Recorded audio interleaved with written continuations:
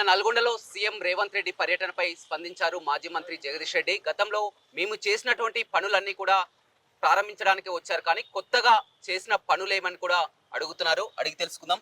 చెప్పండి, నిన్న రేవంత్ రెడ్డి మొత్తం కూడా మొట్టమొదటిసారిగా జిల్లాకు రావడం జరిగింది.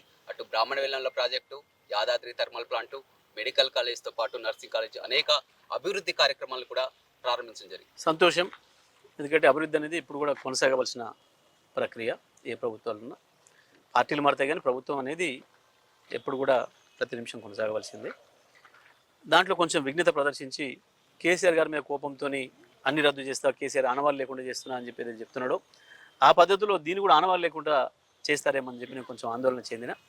కానీ అట్లా కాకుండా కొంచెం విఘ్నత ప్రదర్శించి వచ్చి కేసీఆర్ గారు ఇచ్చిన యాదాద్రి పవర్ ప్లాంట్ కావచ్చు, ఇక్కడ మెడికల్ కళాశాల కావచ్చు, నల్గొండలో ప్రారంభం చేసినందుకు వారికి ధన్యవాదాలు. ఇదే సందర్భంలో ఇంత అద్భుతమైన వరం అల్ట్రా మెగా పవర్ ప్లాంట్ని మా వెనుకబడ్డ జిల్లా అయిన నల్గొండ జిల్లాకు ఇచ్చిన కేసీఆర్ గారికి ముందుగా మేము ధన్యవాదాలు తెలియజేస్తూ ఉన్నాం ఈ జిల్లా ప్రజల తరఫున. ఇదే సందర్భంలో నల్గొండ జిల్లా ప్రజలందరూ కూడా నేను శుభాకాంక్షలు తెలియజేస్తూ ఉన్నా.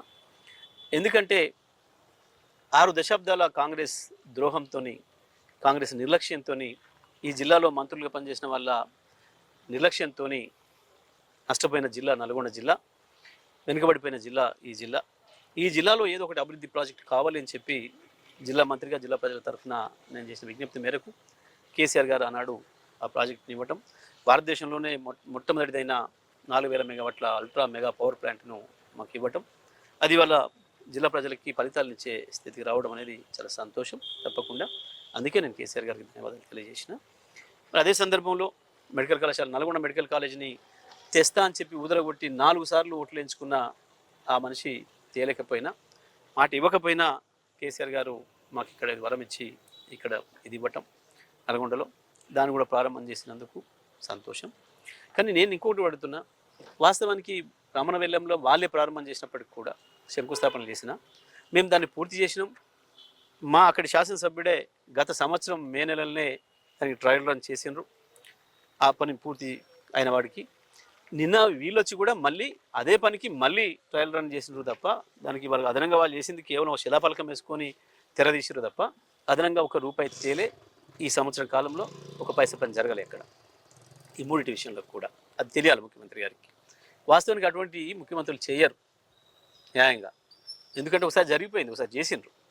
కానీ అయినా సరే అది వాళ్ళ సంతోషం, దాన్ని నేను అభ్యంతరం చెప్తలేను. కానీ నేను అడుగుతున్నదల్లా రేవంత్ రెడ్డి గారిని, ఈ జిల్లా మంత్రులు, ఒక్కటంటే ఒకటి ఈ జిల్లా ప్రజలకు ఉపయోగపడడానికి, ఈ జిల్లా ప్రజల జీవితాలు వెలుగులు నింపడానికి కావలసిన ఒక కొత్త పథకాన్ని శంకుస్థాపన ప్రారంభం కానీ, ఒక ప్రాజెక్ట్ శంకుస్థాపన కానీ నిన్న ఏమైనా చేసిండ్రా? ఏమీ చేయలేదు. నల్గొండ జిల్లా మంత్రి అట్టర్ ఫెయిల్యూర్ అయినాడు. సంవత్సర కాలంలో పైసా అభివృద్ధి పని లేదు. నిన్న ముఖ్యమంత్రిని తీసుకొస్తే కూడా ఒక పైసా పని జరగలేదు. అదే కేసీఆర్ వస్తే వచ్చిన ప్రతిసారి ఏదో ఒక వరం ఇచ్చిపోయింది జిల్లాకి. ముఖ్యమంత్రి కేసీఆర్కి కాంగ్రెస్ ప్రభుత్వానికి ఉన్న తేడాది, ఈ జిల్లా మంత్రులకి గత మంత్రికి గత ప్రభుత్వానికి ఉన్న తేడాది. కానీ మంత్రులు కానీ రేవంత్ రెడ్డి కానీ పదే చెప్తున్నారు, నల్గొండ జిల్లాలో 10 ఏళ్లుగా మంత్రిగా ఉన్నారు జగదీష్ రెడ్డి, ఎందుకు ప్రాజెక్టులపై దృష్టి సారించలేదు, ఇరిగేషన్ పై జగదీష్ రెడ్డికి అవగాహన లేదు, అందుకే ఇవి పూర్తి చేసుకోలేకపోయారని కూడా చెప్తున్నటువంటి పరిస్థితి. కాంగ్రెస్ పార్టీ అధికారంలో ఉన్నప్పుడు 2014 నాటికి ఈ జిల్లాలో సాగైన భూమి మొత్తం కలిపితే 10 లక్షల ఎకరాలు లేదు. ఈ జిల్లా నుంచి సేకరించబడ్డ ధాన్యం కేవలం 3 లక్షల మెట్రిక్ టన్నులు 2014 నాటికి. 2014 నాటికి కాదు, ఆ మాటకు వస్తే 2023 నాటికి 40 లక్షల టన్నుల ధాన్యాన్ని పండించే స్థితికి వచ్చింది ఈ జిల్లా. ఈ ఒక్క తెలంగాణలో కాదు, భారతదేశంలోనే అత్యంత ఎక్కువ వరి పండించిన జిల్లాగా ఉమ్మడి నల్గొండ జిల్లా రికార్డు సృష్టించింది. వరుసగా 5 సంవత్సరాలు, 2014లో మాకు అవకాశం వస్తే 2019 నాటి నుంచి వరుసగా 5 సంవత్సరాలు భారతదేశంలోనే అత్యంత ఎక్కువ వరి దిగుబడి సాధించిన జిల్లాగా వచ్చింది. జగదీష్ రెడ్డికి అవగాహన వచ్చి జరిగిందా? జగదీష్ రెడ్డి గారికి అవగాహన లేక జరిగిందా? వస్తే ఎవడన్నా మంత్రి వీళ్ళు ఎవరన్నా నాతో వ్యవసాయం చేయడానికి అవగాహన వాళ్ళకుందా, నాకుందా? చూద్దామా. అవగాహన లేని మంత్రులే కాదు వీళ్ళు, అసలు బాధ్యత లేని వాళ్ళు, సోయి లేని వాళ్ళు, ప్రజల పట్ల గౌరవం లేని వాళ్ళు, ఓట్లేసే ప్రజల పట్ల ప్రేమ లేని వాళ్ళు. అందుకే పనికి మాలిన టెక్నాలజీ తెచ్చి ఎస్ఎల్బీసీలో చేసిన కుట్ర, ఇవన్నీ కూడా నేను మళ్ళీ తర్వాత మాట్లాడతా. కానీ నేను ఇవాళ ఒకటే చెప్పదలుచుకున్నా, మీరు వచ్చిన తర్వాత వ్యవసాయ దిగుబడి తగ్గింది అని నేను అంటున్నా, ఛాలెంజ్ చేసి చెప్తా ఉన్నా. నల్గొండ జిల్లాలో గత సంవత్సరానికి ఈ సంవత్సరానికే దిగుబడి తగ్గింది అని నేను అంటున్నా. మీరు చేసిన ద్రోహం వల్ల నల్గొండ జిల్లా రైతాంగానికి గత సంవత్సరంగా అన్యాయం జరుగుతుంది అని నేను చెప్పిన. మాకు రావాల్సిన రైతు బంధు ఆపేసిండ్రు, రైతునే అదేంది అభయహస్తం అన్నారు, అది పీకింది, మొత్తం పోయింది. ఆ తర్వాత రుణమాఫీ అన్నారు, అది లేదు, ఏది చేసింది లేదు. రావాల్సింది 3,000 కోట్లు అయితే ఈ జిల్లాకు 1,500 కోట్లు కూడా రాలేదు, 1,000 కోట్లు కూడా రాలేదు ఈ సంవత్సర కాలంలో రావాల్సిన మొత్తము. ఆ రకంగా మొత్తం రాష్ట్రానికి కూడా వాళ్ళు ఎగ్గొట్టింది 30,000 కోట్లు, వాళ్ళు ఇచ్చింది కేవలం 10,000 కోట్లు. 10 నుంచి 12,000 కోట్లకు మించలే రుణమాఫీ. చెప్తున్నాయని అబద్ధపు లెక్కలు, కాకి లెక్కలు తప్ప. ఈ ధాన్యం విషయంలో ఏంది, ముఖ్యమంత్రి చెప్పేది అబద్ధం అంటారా, మంత్రులు చెప్పేది అబద్ధం అంటారా? వాళ్ళ లెక్కలతో సహా 153 లక్షల మెట్రిక్ టన్నులు దేశంలోనే అత్యధికంగా పండించమని నేను ఒకటే మాట చెప్తున్నా, ఇప్పటి వరకు మీరు సేకరించింది ఎంతో చెప్పడానికి మీ ముఖానికి లెక్కలేదు మీ కాడ. ఇప్పటివరకు ఎంత సేకరించారో చెప్పిరా మీకు? మేం ఆనాడు కేసీఆర్ గారి నాయకత్వంలో ప్రతిరోజు సాయంత్రం 6-7 గంటల వరకే మొత్తం జిల్లాలో ఉన్న కలెక్టర్లు కావచ్చు, సివిల్ సప్లైస్ కమిషనర్ కావచ్చు, ఈ రోజు ఎంత సేకరించినాం, ఈ రోజు మొత్తానికి కలిసి కుమిలేటుగా ఎంత సేకరించినాం ప్రతిరోజు చెప్పాలని చెప్పినాం. 5 సంవత్సరాల లెక్కలు అట్లాగే ఉన్నాయి మా దగ్గర. నేను ఇవాళ చెప్తున్నా, ఇవాళ అడుగుతున్నా, నేను ఇంకా నేను మాట్లాడడం లేదు, మొదలు పెడతా తొందరలోనే.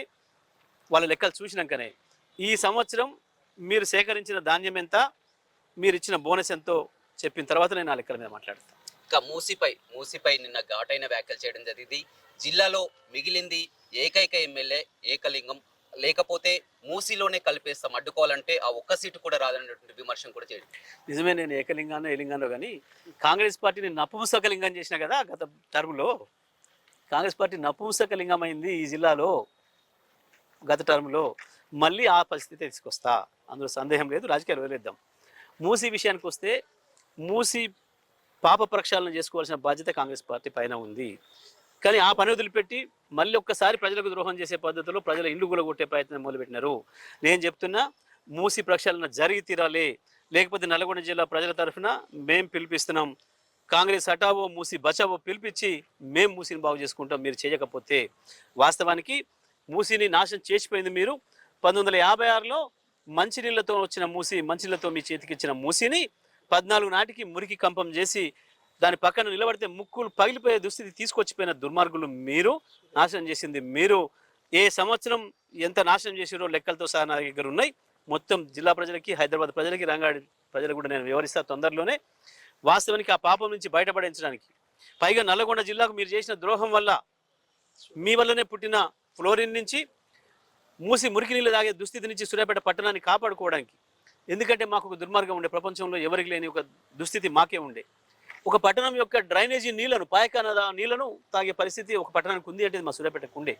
ఈ దుస్థితి నుంచి బయట పడేయించడం కొరకే కేసీఆర్ గారు మిషన్ భగీరథను తీసుకొచ్చింది. మొదటి నల్గొండ జిల్లాలో ప్రారంభం చేసింది వీటి కొరకు. మీ కాంగ్రెస్ సృష్టించిన ఫ్లోరిన్ మహమ్మారి, మీరు తీసుకొచ్చిన మూసి మురికి మహమ్మారి నుంచి మమ్మల్ని కాపాడడం కొరకే కేసీఆర్ గారు ఆ పథకాన్ని తెచ్చిండ్రు. ఆ తర్వాత మూసి బాగు కావాలంటే అది హైదరాబాద్ నుంచే బాగు కావాలి. మొదలు హైదరాబాద్ చుట్టూన్న పారిశ్రామిక వాడల నుంచి వస్తున్న కెమికల్ వ్యర్థాలు ఏదైతున్నాయో దాన్ని మూసిలకు పోనీయకుండా చేయాలి. హైదరాబాద్ ప్రజల నుంచి వస్తున్న, ప్రతిరోజు వస్తున్న మురుగునీరు ఏదైతుందో దీన్ని ట్రీట్మెంట్ చేసి పంపాలని చెప్పి కేసీఆర్ గారు ఆనాటి పురపాలక శాఖ మంత్రి కేటీఆర్ గారికి ఏదైతే ఆదేశం ఇచ్చిండ్రో, వారు ఇమ్మీడియట్గా యాక్షన్ తీసుకొని ప్రపంచవ్యాప్తంగా ఉండే నిపుణులను కూడా పిలిపించి మంచి మోడల్స్ తీసుకొని అతి తక్కువ ఖర్చుతోని ఎక్కువ ఫలితం ఎట్లా తీసుకోవాలని చెప్పి చేసిన ప్లాన్లో భాగంగానే దాన్ని మొదటగా పారిశ్రామిక వాడలను తరలించాలి, లేదా అక్కడ సరైన ట్రీట్మెంట్ ప్లాంట్లు ప్రభుత్వం నిర్మాణం చేసి ఆ కెమికల్ వ్యర్థాలు మూసిలో రాకుండా ఆపాలని ప్రయత్నం చేసి ఆ కార్యక్రమాన్ని మొదలుపెట్టిండ్రు. హైదరాబాద్ నగరం నుంచి రోజు దాదాపు 1900 MLDల మురుగునీరు బయటకు వస్తుంది. దీన్ని మొత్తం శుద్ధి చేసి బయటకు పంపాలంటే 2000 MLDలు సరిపోయేంత ట్రీట్మెంట్ ప్లాంట్లను చేయాలని చెప్పి దాదాపు 32 ప్లాంట్లకు అనుమతులు ఇచ్చి శంకుస్థాపనలు కూడా చేసినారు. 4 పూర్తి చేసి మిగతా కూడా 28 పూర్తి దిశలో ఉన్నాయి. నేను ప్రభుత్వాన్ని డిమాండ్ చేస్తున్నా, ఆ పథకాన్ని కొనసాగించాలి. ఇవాళ నిన్న ఇచ్చేది ఏదైతే యాదాద్రి పవర్ ప్లాంట్ని కావచ్చు, అదేవిధంగా మెడికల్ కాలేజీని కావచ్చు, ఎట్లయితే ప్రారంభం చేసినావో అవి కూడా పూర్తి చేసి వెంటనే నల్గొండ జిల్లాకు ఒక చుక్క మురికిని రాకుండా కాపాడాల్సిన బాధ్యత ప్రభుత్వంగా మీ మీద ఉంది. అది చేయకపోతే మీ వెంట పడతాం, చేయాల్సిన బాధ్యత మీ మీద ఉంది. కాంగ్రెస్ హటావో మూసి బచావో నినాదాన్ని తీసుకొని మొత్తం నల్గొండ జిల్లా ప్రజలు కావచ్చు, రంగారెడ్డి జిల్లా ప్రజలు కావచ్చు, హైదరాబాద్ ప్రజలు కావచ్చు, నీ వెంటబడి నీ మెడలు ఉంచుతాం. కానీ నువ్వు నీ రియల్ ఎస్టేట్ ఆలోచనలతోని, నీ రియల్ ఎస్టేట్ ఎజెండాతోని హైదరాబాద్ అమాయక ప్రజల ఇండ్లు కూలగొడతానని చెప్పి దీని పేరు చెప్పి దుర్మార్గం చేస్తారంటే ఎట్టి పరిస్థితులు కూడా అనుమతించేది లేదు. ప్రజలు తిరిగినే ఉంటారు, వాళ్ళు అట్లా బతుకుతుండాలి. మూసి రెనోవేట్ కావాలి, మూసి రెజ్యునేట్ కావాలి, మూసిలో మంచినీళ్ళు రావాలి. నీ చేత కాకపోతే మేము చేపించి చూపిస్తామని చెప్తున్నా. ఇవాళ రేవంత్, నీకు దమ్ము లేకపోతే, నీకు చేత కాకపోతే ఆ ప్రాజెక్టును అదే పద్ధతుల్లో మేము కొనసాగిస్తాం, ప్రజలకు అప్పచెప్తాం. చేతనైతే ఇవ్వ అవకాశం. వారు సంవత్సర కాలంలో ప్రజా ఉత్సవాలు చేసుకున్నారు. క్షమాపణకు కూడా సిద్ధం. ఎందుకంటే తాము చేసినటువంటి టైంలో 52,000 ఉద్యోగాలు ఇచ్చారు. ఈ సంవత్సర కాలంలో 65,000 కోట్లు మీరు చేసినటువంటి అప్పు, 65,000 కోట్ల అప్పులు కూడా కట్టాం. దేనికైనా సిద్ధం, క్షమాపణ చెప్తాం, ఇది నిరూపించకపోదని ప్రధాని మోదీకి కానీ బీఆర్ఎస్ నాయకులకు కానీ సవాల్ చేస్తున్నారు. ఒక పని చేద్దాం రమేష్, మీ ఊరికే పోదాం, అక్కడికి పోద్దు. పోయి ఆడ కూర్చొని అరుగు మీద కూర్చుందాం. వాళ్ళు కొంతమంది ఉంటారు పెద్ద మనుషులు, మన బయట వాళ్ళని అడుగుదాం. వాళ్ళు ఏమంటారు విందాం. వాళ్ళు ఏమన్నారు తెలుసా? వాళ్ళు ఏమన్నారు తెలుసా? నిన్న పోతే ఏమన్నారు తెలుసా? మీ ఊరికే పోదాం అంటున్నా. మందులో కొద్దిగా ఎక్కడికి వద్దు, మీ ఊరికే పోదాం. ఏమన్నా పెట్టుకుని వాళ్ళు ఏమంటున్నారు? అరే వీని పెళ్ళి నెలగాలేదు, వీనికి 2 పిల్లలు ఎట్లా ఇర్రా అప్పుడే అని అడిగారు ప్రజలు. సిగ్గుండాలి కదా చెప్పుకోవడానికి ఆ మాట. నువ్వు ఇచ్చింది నువ్వు ఇచ్చిన నోటిఫికేషన్స్ అన్ని, నువ్వు ఇచ్చిన నోటిఫికేషన్లు 12,000కు, దాంట్లో ఒక్క నోటిఫికేషన్ పూర్తయింది 5,000కి ఇచ్చినావు. మిగతా 50,000 కేసీఆర్ ఇచ్చినాయి కదా. ఇవాళ పవర్ ప్లాంట్ కూడా నేను నిర్మాణం చేసిన అంటే నవ్వుకోరు ప్రజలు. నల్గొండ జిల్లా ప్రజలు ఏమంటారు? ఈ మెడికల్ కాలేజ్ నేనే తెచ్చినా, ఎంకరెడ్డి కోస్తుండొచ్చు, చేతులు ఎంకరెడ్డి కోస్తుండొచ్చు. ప్రజలు ఎట్లా నవ్వుకుంటున్నారు? నువ్వు నవ్వుకోవట్లేవా? మంది ఎందుకు? మళ్ళీ నీతో మాట్లాడుతుంటే నవ్వుకుంటున్నారు. నిన్న నల్గొండ గడ్డ సాక్షిగా కూడా మరొకసారి కూడా చెప్పడం జరిగింది. జనవరిలో రైతు భరోసా అందించి తీరుతామని కూడా నల్గొండ సాక్షిగా కూడా చెప్తున్నారు. ఇప్పుడు దేవుళ్ళ సాక్షిగా అయిపోయింది, దేవుళ్ళ కొంప ముంచిండు. రాహుల్ గాంధీ కొంప ముంచిండు, రాహుల్ గాంధీ సాక్షిగా అయిపోయి ఆయన కొంప ముంచిండు, సోనియమ్మ కొంప ముంచిండు. ఇప్పుడు మన నల్గొండ జిల్లా కొంప ముస్తాం అనుకుని మాట్లాడుతున్నట్టున్నాడు. రేవంత్ రెడ్డి మాటలు ఎవరు నమ్ముతలేడు, నవ్వు వస్తుంది ఆయన మాటలు వింటుంటే. ఎందుకంటే అయిపోయింది రుణమాఫీ చేసిన అని ఎగిరిండు. ఎన్నడు వైరా సభలో రుణమాఫీ అయిపోయిందని ప్రకటించిండు. నీ దగ్గర బయట ఉంది, చూపించి. ఇది కూడా నువ్వు నా చూపించినప్పుడు ప్రజలకు ఇది కూడా చూపించాలి దయచేసి, మీ బాధ్యత. పైన చెప్పండి, మీ ఎటోర్లో చెప్పండి. వైరాలోనే ఎగిరిండు, పూర్తి చేసేసిన అన్నాడు. మళ్ళీ నిన్న కాక మొన్న మళ్ళీ పూర్తి చేసిన అన్నాడు. వాళ్ళ మంత్రులు ఇప్పటికి పూర్తి కాలేదంటారు. నేను ఒకటే చెప్తున్నా, ఇప్పటికీ కూడా రుణమాఫీ నువ్వు చెప్పిన ప్రకారం 2 లక్షలు నువ్వు ఇచ్చిన హామీ ఇచ్చిన అందరికీ కాలే. ఇప్పుడు దాదాపు 12,000 రూపాయలకు ఎక్కువ మించలే, 1 రూపాయి కూడా ఇవ్వలే. నేను చెప్తున్నా, డిమాండ్ చేస్తానా, శ్వేతపత్రం పెట్టాలి రేపు. ఆర్థిక శాఖ కార్యదర్శి ఆయన సంతకంతో రిలీజ్ చేయాలి. ఇప్పటి వరకు 8,000 కోట్ల రూపాయలు 8 లక్షల మంది రైతుల ఖాతాలో పడ్డాయో చెప్పి తీరాలి. అదే అబద్ధం. సంవత్సర కాలంగా అబద్ధాలు మాట్లాడుతూ ప్రజలను డైవర్ట్ చేయడానికి రకరకాల కుట్రలు చేస్తూ రకరకాల కేసులతోని కాలం వెలిపుచ్చుతున్నాడు. ఇది తెలివి తక్కువతనం. బీఆర్ఎస్ పార్టీగా మేము కూడా ఒక విఘ్నత కలిగిన ప్రతిపక్షంగా సంవత్సరం సమయం ఇవ్వాలని చెప్పి మా నాయకుడు కేసీఆర్ గారు ఏదైతే ఆదేశం ఇచ్చిండ్రో ఆ పద్ధతిలోనే ఉన్నాం. కానీ వెంట వదిలిపెట్టేది లేదు. మేము పార్టీకి ఎప్పటివరకు ఏ కార్యక్రమం తీసుకోలే. ప్రజలు నీ చేత ఎవరైతే బాధపడుతున్నారో, నీ చేత ఎవరైతే హింసపడుతున్నారో ఆ ప్రజలు తెలంగాణ భవన్కి వచ్చి మరీ పిలుస్తున్నారు, మీరు మాకు రక్షణ ఉండాలని. ఆ కార్యక్రమంలో ఉన్న ఇప్పటిదాకా రేవంత్ చేత అన్యాయానికి గురవుతున్నా, రేవంత్ చేత దాడికి గురవుతున్నా, రేవంత్ చేత ద్రోహానికి గురవుతున్నా, రేవంత్ చేత కూలగొట్టబడుతున్నా ఆ ప్రజలకి రక్షణ ఇచ్చే పనిలోనే ఉన్నాం తప్ప పార్టీగా ఇంకా మేము కార్యక్రమాలు ప్రారంభం చేయలే. నువ్వే అడుగుతా ఉన్నావు రోజు, కేసీఆర్ ఎక్కడ, కేసీఆర్ ఎక్కడ, కేసీఆర్ ఎక్కడ, కేసీఆర్ ఎక్కడ అంటే కేసీఆర్ ఇంకా నీ జోలికి రాలేదనే సంగతి నువ్వే చెప్తున్నావు. మొదలైతుంది, సంవత్సరం అయింది, మీకు ఇచ్చిన హనీమూన్ పీరియడ్ అయిపోయింది. ఇక మొదలు పెడతాం మా కార్యక్రమాలు. ప్రజల తరఫున నువ్వు ఇచ్చిన హామీలు ఏదైతున్నాయో వాటి కొరకు అది నల్గొండ నుంచే ప్రారంభం చేస్తాం. కానీ చివరిగా చెప్పండి, సంవత్సర పాలనలో సీఎం రేవంత్ రెడ్డిలో కాస్త మార్పు కనపడుతున్నట్టుంది. భాష విషయంలో గతంలో కూడా, ఇప్పుడు అన్ని సభలు కూడా చూస్తున్నాం, కేసీఆర్ గారు ప్రతిపక్ష నాయకుడు రండి మీ అనుభవాలను వివరించండి అని కూడా గతంలో మీరు భాష తీరుపై కూడా వివరించారు. ఒక మార్పు అయితే కనపడుతున్నట్టుంది. సంతోషం. మనిషి మారితే ఎప్పుడైనా సంతోషం. చెడువాడు మంచి అయితే సమాజం అంతా సంతోషపడుతుంది, పక్కింటి కూడా సంతోషపడుతుంది. ఇంటి వాళ్ళే కాదు పక్కింటి కూడా సంతోషపడతారు. అరే వీడు జర మంచిగా ఏంట్రా పాపం, మంచిదే మనిషి అనే. తెలంగాణ ముఖ్యమంత్రి హోదాలో ఉన్నాడు కూడా స్వయంగా మంత్రి పొన్నం ప్రభాకర్ వెళ్ళి కూడా కేసీఆర్ ని ఆహ్వానించడం జరిగింది. కాదు అది పొరపాటు. అది మరి ప్రింట్ తప్పు కొట్టినట్టున్నారు. తెలంగాణ తల్లి కాదు వాళ్ళు పెడుతున్నది, కాంగ్రెస్ మాత విగ్రహాన్ని పెట్టుకుంటున్నారు. వాళ్ళు ఆ మాత విగ్రహాన్ని గాంధీ భవన్లో పెట్టుకొని ఆహ్వానిస్తే తప్పకుండా పోయి శుభాకాంక్షలు చెప్పొచ్చేవాళ్ళు తోటి పార్టీగా. కానీ వాళ్ళు కాంగ్రెస్ మాత విగ్రహాన్ని తీసుకొచ్చి సెక్రటేరియట్లో పెడుతున్నారు. అది మాకు అభ్యంతరం. మేము చెప్పిన పట్ల వాళ్ళు చెప్తున్నారు అదేమో దురల తెలంగాణ మొత్తం ఉంది, ఇదేమో ఒక రైతు, ఒక మహిళ, సాధారణ మహిళ, తెలంగాణలో మహిళ ఎలా ఉంటుందో అది తెలంగాణ తల్లి. 100% నేను ఇప్పుడు వచ్చేటప్పుడే చూసిన సోషల్ మీడియాలో ఒక ఆయన మాట్లాడుతున్నాడు దానిపైన, ఒక గ్రామీణ ప్రాంత రైతు నట్టుడు. ఈమె మామూలు మహిళ, మా ఇంట్లో మహిళలాగానే ఉంది కదా, ఈమెను ఎట్లా పూజించుకుంటాం? మన అందరి మాత, మన భూతల్లికి ఆమె ప్రతిరూపం, భౌతిక రూపం. ఆమెను మనకంటే గౌరవంగా, మనకంటే ఉన్నతంగా ఉండాలని కోరుకుంటాం. కానీ మన ఇంట్లో మన ఉన్నట్టే ఏడు ముఖంతో చిరిపోయిన చీర కట్టుకొని ఉంటే ఎట్లా అని చెప్పి ఆయన మాట్లాడిండు. ఆయన ఆ మాట నేను కూడా విన్నా. ప్రజలు ఎప్పుడు కూడా తమ తల్లిని చాలా ఉన్నతంగా, గౌరవంగా, గొప్పగా, ఇతరుల కంటే మా తల్లి గొప్పది అని అనుకునే భావనతో ఉంటారు ఎవరైనా సరే. నిజమైన పిల్లలు, కొడుకైనా కూతురైనా, నిజంగా ఆ తల్లి పట్ల ప్రేమ ఉన్న పిల్లలు తమ తల్లిని గౌరవంగా చూసుకోవాలి, గొప్పగా చూసుకోవాలి, ఉన్నతంగా చూసుకోవాలి అని కోరుకుంటారు. కానీ ఇంత దరిద్రంగా కోరుకునే వాళ్ళు ఉండరు ఎక్కడ కూడా ప్రపంచంలో, నిజమైన పిల్లలు అయితే. అది ఒక కక్షపూరితంగా చేసే పని అవుతుంది తప్ప. అందుకే మేము ఏమంటున్నాం, తెలంగాణ తల్లి 3.5 కోట్ల ప్రజల హృదయాల్లో ఉంది. అక్కడక్కడ భౌతిక రూపంలో కూడా ప్రజలు వాళ్ళదైన పద్ధతుల్లో వాళ్ళు 100,000 విగ్రహాలు పెట్టుకున్నారు. ఇవాళ మీరు చేసుకున్న కాంగ్రెస్ మాత విగ్రహాన్ని దయచేసి మీ గాంధీ భవన్లో ప్రతిష్ఠించుకోండి. లేదంటే నీకు అనుకోని పరిస్థితులలో నీకు వరం ఇచ్చింది కాబట్టి కాంగ్రెస్ పార్టీ, నీ ఇంట్లో పెట్టుకో రేవంత్, మాకు అభ్యంతరం లేదు. నువ్వు పిలిస్తే కూడా అవకాశం ఉంటే వస్తాం, వీలుంటే. కానీ సెక్రటేరియట్లో పెట్టడాన్ని మేము వ్యతిరేకిస్తున్నాం. మా కేటీఆర్ గారు ఇప్పటికే మా వర్కింగ్ ప్రెసిడెంట్ గారు ప్రకటించారు. రాహుల్ గారి తండ్రి విగ్రహాన్ని కూడా పెట్టగూడెం జాగాలో పెట్టిండ్రు. కాంగ్రెస్ మాత విగ్రహాన్ని కూడా పెట్టగూడెం జాగాలో పెడుతున్నారు. ఈ రెండింటికి సరైన ప్లేసు గాంధీ భవనే. కాబట్టి మేము రాగానే సమున్నతమైన గౌరవంతో సరైన ప్రాంతానికి పంపిస్తామని చెప్పినాం. ఆ పద్ధతిలో ఉంటాం. రైట్. రేపటి నుంచి అసెంబ్లీ సమావేశాలు ప్రారంభం కాబోతున్నాయి. ఎలా ఉండబోతుంది? సంవత్సర పాలనపై వారు వివరించేందుకు వారు సిద్ధంగా ఉన్నారు. ప్రతిపక్షంగా మీ పాత్ర?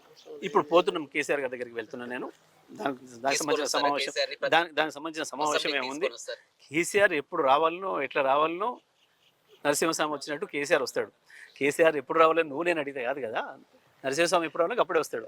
రైట్. చూడొచ్చు, నల్గొండ జిల్లాకు వచ్చి రేవంత్ రెడ్డి కొత్తగా చేసింది ఏం లేదు. గతంలో ఆ 10 ఏళ్ల కాలంలో కూడా పెండింగ్ ప్రాజెక్టులన్నీ కూడా మేమంతా కూడా గతంలో చేసినటువంటి యాదాద్రి థర్మల్ ప్లాంట్ కానీ, బ్రాహ్మణవల్లంల ప్రాజెక్టు కానీ నిన్న శంకుస్థాపనలు చేసిన వాటికే అతను ప్రారంభించారు. కానీ కొత్తగా అతను ఇచ్చినటువంటి హామీలేవి, శంకుస్థాపనలేవి అని కూడా మంత్రి జగదీష్ రెడ్డి చెప్తున్నారు. Vote studio.